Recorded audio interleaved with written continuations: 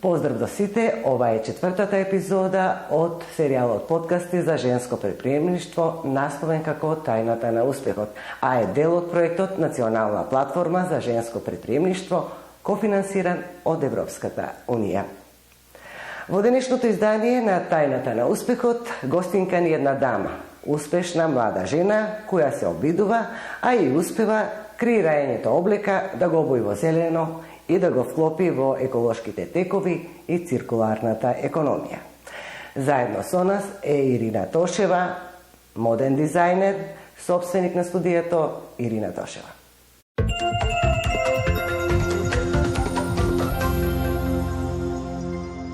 Ирина, твојата бизнис приказна започнува пред 9 години. Од каде потикот, идејата да занимавате со дизајнерство? Па кога ги завршував додипломските студии во Скопје, никако не се чувствував доволно спремна да запливам во дизајнерските води, затоа што сепак е професија која што бара и многу пракса, но бев убедена дека од секогаш ќе си работам за себе и затоа заминав веднаш на постдипломски студии во Италија и тоа ми беше еден ветер во грб кој ми помогна веднаш чим се вратам да ја започнам мојата дизајнерска приказна, односно да го отворам мојот ателје. Тоа значи дека вашата сегашна професија е успорување на вашите тинејџерски соништа. Сакав да бидам дизајнер и јас тоа го остварив. Морам да бидам искрена дека модата ми беше втора љубов. Првата љубов ми беше дерматологија, тоа што сега исто е голем тренд, боцкањето. Многу ме интересираше тоа, но некако истовремено се отворија многу нови факултети и академии. Пред ја да завршувам третата година од средно училиште. И некако се решив да заминам повеќе во таа насока, почнам повеќе некако да ме интересира и во ниеден момент од животот не сум зажалела што отидов во таа насока. Среќна сум што имав и големата поддршка од фамилијата, затоа што сметам дека е тоа најважното нешто кај млад човек, особено кога запливува во води што се непознати за фамилијата, затоа што и несигурни, нестабилни, не она стабилна административна плата секој месец, значи треба се да се заработи. Многу ми е, вечно сум им благодарна на моите родители кои ме поддржан и ми помогна да го добијам соодветното образование и нели понатаму да си го почнам мојот бизнес. По што се карактеризираат твоите модни линии? Како би ги опишала? Што е она специфичното што може да се... Што ве карактеризира и вас преку нив? Препознатлива сум како шарената дизајнерка, односно тоа дека користам многу бои и играм со најразлични материјали. Веќе неколку години сум фокусирана на одржливоста. Тоа е како во сршта на мојот бренд, уште пред да стане тренд како што е сега и за кој што сите зборуваат.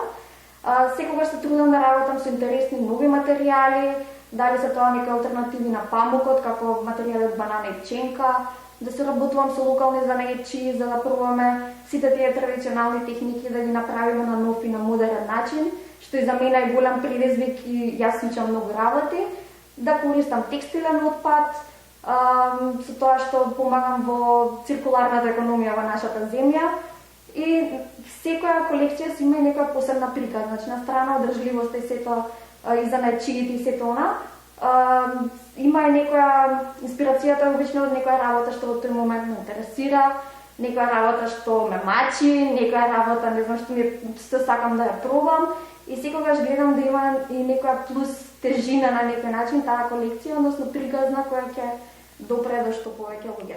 Во сите тие модни линии кај вас доминира одржливоста, заштитата на животната средина, заштитата на работникот и правата и сето тоа создадено во едно парче уникатна облека. Да, тоа е најважното кај дизајнерските парчиња и затоа тие се обично поскапи, но не се поскапи, тоа е всушност реалната цена на еден производ. Ако сите луѓе кои учествувале во целиот процес на создавање на тоа парче облека се фер платени, нормално дека тоа парче облека ќе има некоја повисока цена. Во последниве години тоа е толку многу изместено со брзата мода и сите трчаме да купиме што можеме повеќе за што може помалку пари, но не размислуваме на приказната позади на сите овие луѓе, а и на планетата Земја што е наштетена на некој начин со овие производи. Тоа сигурно е и во преден план, каде сите тие материјали завршуваат, како да ви се даде на тие материјали подолг животен век. Вие успевате во тоа, еве и тоа добивте награда за една таква идеја. Да, јас сум овогодишниот победник на Зелени идеи над преварот, као идејата всушност е да започнам една подетикета на мојот бренд. Тоа ќе биде мини Ирина Тошева, мини се вика мојот миленик, така да ви е јасно дека тоа ќе биде облека за миленици. Но целата идеја всушност е тие производи да бидат изработувани од текстилен отпад, кој ќе биде набавен од локални фабрики, она што ќе недостасува ќе биде набавено од локални магазини и сите луѓе кои ќе бидат вклучени во изработка на тие производи, но и транспортот на тие производи ќе бидат лица од маргинализираната група, категорија, и на некој начин ќе се помогне на животните, со тоа што ќе има и производи каде што одреден процент ќе се донира на локални организации за заштита на животните и локални шелтери, а и на некој начин ќе им помогнеме и на маргинализираните групи да имаат средства за да може да функционираат нормално. А за оваа идеја добивте награда? Од каде, што планирате со таа награда? Зелени идеи е надпревар кој се одржува на балканско ниво. Во Македонија го организираат АРНА организацијата, веќе е 7-8 години како се организира и тие победници кои се бираат секоја година од нашата земја, потоа се надпреваруваат на регионално ниво. Тоа ќе биде во октомври во Белград. Не знам дали се ситуацијава ќе биде лично или ќе биде сепак онлайн. Но на крај доколку успееме да презентираме идејата и да ги добиеме симпатиите од жири комисијата, се добиваат и навистина голема сума на финансии која помогнува таа идеја што побрзо да се реализира. Значи би ги инвестирале во производен процес или мислам независно исходот, ова е идеја што ја сакам да си ја реализирам. Значи сега дека ќе се реализира независно што ќе направам во Србија, но доколку нели дај Боже победа. Се надевам. Да, ќе имам можност побрзо да ги реализирам плановите. Да. Вие работите и на обука на млади дизајнери. Да, веќе неколку години сум посветена на едукација на младите дизајнери, особено околу одржливоста, затоа што верувам дека ако младите дизајнери уште од почетоците ги учиме што е тоа одржлива мода и циркуларна економија, тоа едноставно ќе си стане во сршта на нивните идни брендови, компании, во начинот на работа и на некој начин ќе се изградат нови одржливи модни брендови. Што значи да им се даде? Уште еднаш, што значи да им се даде нов живот на производите што се користат или на материјалите што се користат? Сега имам тука многу аспекти, може тоа да биде текстилниот отпад од локалните фабрики кои што ќе се презема и ќе се преработува. Тука имаше еден мит кој долги години кружеше меѓу нас дизајнерите дека фабриките не смеат да ни го отстапат текстилниот отпад. И тоа е нешто што успеав јас да го повијам благодарение на Царинската управа, на соработката со нив. И да го споделиме со Fashion Revolution Македонија со сите засегнати страни дека може да го преземаат текстилниот отпад. А има и опции да се... А зошто да не се преземе? Зошто би се користел инаку? Па фабриките кажуваат дека не смеат да ни го дадат, дека царината не им дозволува да ни го дадат, но всушност смеат да ни го дадат и сега... Да искористите таа можност. Мора да ни го дадат. Дека нема никакви законски пречки, туку дека ако се си биде како што треба, може слободно да ни го предадат. А има опција и да се преработуваат стари парчиња облека, односно second hand гардероба, еден исто од трендовите што доаѓа кај нас, и да им се даде буквално нов живот, и значи да не се произведува ново парче, туку од старо парче облека да се доработи и да се даде нов живот. А можеме ли ние дома, еве, некако едукација на гледачите на они што е, како да го продолжи векот на парчињата што ги имаме секој дома? Па искрено ние како нација со оглед на сиромаштијата што насекаде околу нас со децении сме живееле одржливо и иако не сме биле свесни. Одржливо алудирам на тоа дека се чуваат облеките за сестрата, братот, па потоа братичерите и така натаму. И можеме она што го користевме за излегување, потоа да се користи за домашни прилики. Да, и така. Плюс, значи на некој начин тоа што сме биле сиромашни, сме немале доволно средства, било па бенефит за околината, затоа што не сме ги фрлале веднаш тие работи, туку се чувале за следното дете или се давале нели на роднини или пак едноставно се донирале некаде. Тоа е еден од начините, а доволно е да сите луѓе да кога одат на шопинг само да размислат, кога ќе фатат некој парче ќе ја видат ефтината цена, да размислат на сите тие луѓе зад тоа парче облека и вместо да купат 5 парчиња, да купат едноставно едно или две, што ќе ги носат на вистина, а најголо ќе биде да си купат нешто од локален дизајнер, што знаат како е направено и што е направено и да може би е поскапо, но барем ќе си го носат со години. Трговците со облека сигурно нема да го поддржа ваквиот ваш став, но сепак е тоа принцип и она што треба да се разгледува и да се прифати за во иднина. Вие размисливте и веќе почнавте да го искористувате нашето културно-историско наследство во функција на модата, со користење на различни локации за фотографирање, за видео, промоција. Да, за минатата колекција Мур, која беше минатата есен презентирана, идејата ми беше да ги подсетам граѓаните и да се подсетам и сама себе како скопјанка на локациите кои се тука, а кои сме ги заборавиле, кои се од големо значење, како Скопскиот аквадукт и Скопското кале.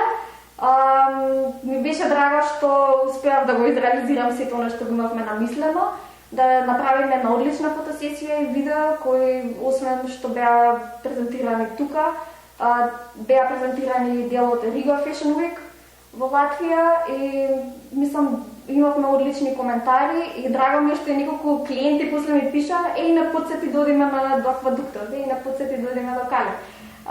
Тие локации се тука до нас, често ги занемаруваме и ги забораваме и не само обичниот граѓанин, туку институциите, но драго ми е дека последно прочитав дека аквадуктот ќе биде конечно започнува процес на реконструкција, затоа што навистина е во очајна состојба. И си се надевам дека и таа фотосесија може на некој начин била поттик да почнат конечно да. Како жена, имате ли проблем во комуникацијата со клиентите, договарањето на различни бизници? Чувствувате ли некогаш дискриминација или тоа што сте жена ви дава дополнителна енергија и за да преземете похрабри чекори? Искрено никогаш не сум почувствувала дискриминација, барем не ми текнува во моментов или не било нешто позначено или да ме дирнало, па да ми било жал или тешко. Мислам дека повеќе сум била дискриминирана во тоа што сум млада лика и кога ќе застанеш пред некој бизнисмен си вика што е со детало што ми зборува сега тука. Сериозноста ти не достига. Да, мислам дека повеќе тоа би ми било проблем. Но како ќе направиш муавет и ќе свати дека сепак сум едуцирана и сум експерт во она што си го работам. И дека имаш искуство зад себе. Да, се менуваат работите. Може би 9 години работам, но нескромно да кажам, моето портфолио е големо колку 15 години да работам. Затоа што и сега спомнавме најразлични проекти од кои што сум била дел, што се само од последнава година, со оглед на тоа што сме во пандемија и каде што светот застана, а ете јас сепак сум правила некои работи.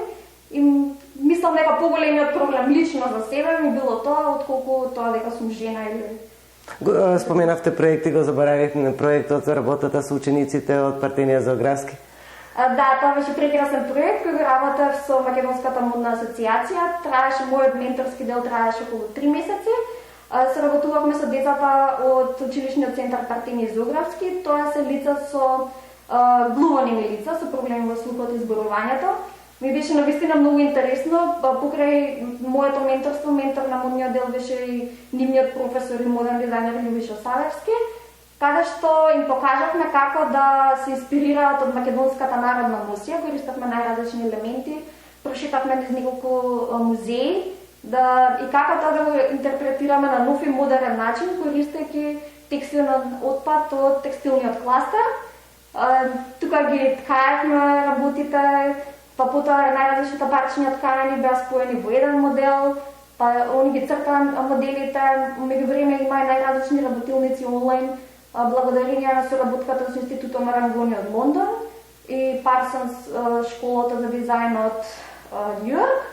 И тоа беше исто многу интересно и за мене, каде што јас научив многу работи и буквално им покажавме дека нивната попреченост не е ништо во однос на модната индустрија, дека слободно можат и креативноста што може да ја. Дека креативноста и талентот се далеку поважни и се надевам дека некој од нив ќе стане во иднина мој колега. Учествувате во многу проекти, имам чувство дека сте на умор и дека сакате секаде да постигнете. Не го поставила прашањето, работите 9 години во оваа бранша, Што научите, а би сакале да сте го знаеле на почетокот на кариерата? Проблемот со школувањето за дизајн е што многу повеќе се посветува внимание на креативната страна, не се посветува на бизнес страната. И тоа е проблем кај најголемиот дел на креативци, мислам не само во нашата земја, воопшто во светот. Во светски рамки, обично во секој бренд има еден што е дизајнер и арт директор и еден што е бизнисмен, што ги води практичниот. Да, додека пак кај нас, со оглед на земја, малата земја и куповната моќ, сме one man show, иначе буквално ја мојот бренд сум од чистачка до бизнисмен на до директор. Да, се сум. Сите скалила, ги изодувам. И мора да се посвети многу внимание на она што гледаме дека ни фали. Имало работи кои сум приметила дека ми недостасуваат кога сум започнувала, особено за бизнес страната, и сум се посветила многу да работам на тоа, за денес, последни 3 години, да бидам дел од Академијата на Джулиев уметностите и да предавам бренд менеджмент. Затоа што го имам искуството како може млад човек да создаде успешен бренд во нашата земја. И не затоа што сум бизнисмен, туку затоа што сум почнала како креативец, сум видела што ми фали и сум се посветила на тоа да ги пополнам тие дупки. А сметам дека сега на младите има и уште многу полесно колку јас кога почнував, затоа што има толку достапни курсеви, толку видеа, вебинари, каде што може буквално да научат многу работи за, не знам, без да платат ништо, дури или да платат само нешто ситно. Да, и во секое време на денот може да си го дозволат тоа да го гледаат и да... И акселатори, и мислам, многу по-друго е времето колку јас кога почнував. Што мислите, што е поважно? Образованието, талентот, посветеноста, да се биде вреден, за да се постигне успех? Мислам дека некој микс од сите заедно. Мора да се биде истраен и вреден, не може преку ноги да дојде се. Но многу е убаво она што јас го чувствувам последниве 2 години, како почнуваат, например, по-големите компании, мене ми се обраќаат, не ги бркам јас нив, туку они мене ми се обраќаат дека сакаат да се работувам или некои нови проекти кои излегуваат со најразлични организации, луѓе, па и дури клиенти со кои што немам никаква допирна точка, не се познаваме од никаде и многу ми е драго затоа што сето тоа покажува дека она на кој што сум била толку посветена минативе години, на крај се исплати. И не дошло првата година, туку и тоа дошло последниве неколку години. Според тебе, кои се најважни 3 карактеристики за една успешна деловна жена? Па пред се само почита, да биде истрена и да биде фер. Тоа независно дали е жена или маж, мислам дека секој треба да биде фер играч. За жал некако на Балканот, не ви реколете само во Македонија, сите ја гледаат само својата страна, не ја гледаат толку страната на соработникот и затоа сметам дека fair play е нешто што е многу битно. Пандемијата колку ви ги наруши плановите, колку ве спречи да го остварите она што сте го замислили? Пандемијата ме научи малку да успорам, да земам здив, да се посветам на некои работи што обично немам време или сум уморна да ги направам. Може би делот со клиентите беше на некој стендбај со оглед на ситуацијата, но ете има време да бидам дел од прекрасни проекти како е тој со учениците од Пертин и Зографски и да се посветам буквално 3 месеци само на тоа. Не знам, беше интересно на некој начин, ама ми фалеа клиентите и драго ми е сега што еден делумно се вративме во некоја нормално и повторно си работам со клиенти, сфатив колку ми фалело тоа. Но, например, оние некои планови за проширување на мојот бизнес беа ставени на стендбај и чекаме здравје, може би, следна пролет. Следната пролет, како ќе се одвива ситуацијата. Да, тама за 10 годишнина. Би го заокружили овој разговор со една ваша порака за жените, за девојките кои сакаат да започнат собствен бизнес. Па оно што го кажа претходно, истреност и упорност и fair play, тоа сметам дека е најважното. И храброст. За секој, да, и храброст. Сега, како што споменав, има навистина и толку програми, и помош, и акселатори, и смислам се што ви фали, сите дупки што си ги чувствувате, да си ги пополните на некој начин и да не се плашите да прашувате. Кај нас искрено ми смета што сите мислат дека се експерти за се. Не може секој да знае се, мора да бидеме реални и буквално треба да си прашуваме. Јас самата кога за нешто не сум сигурна, соработувам со консултанти, се консултирам, зборувам со луѓе кои се поискусни од мене и не ми е срам да прашам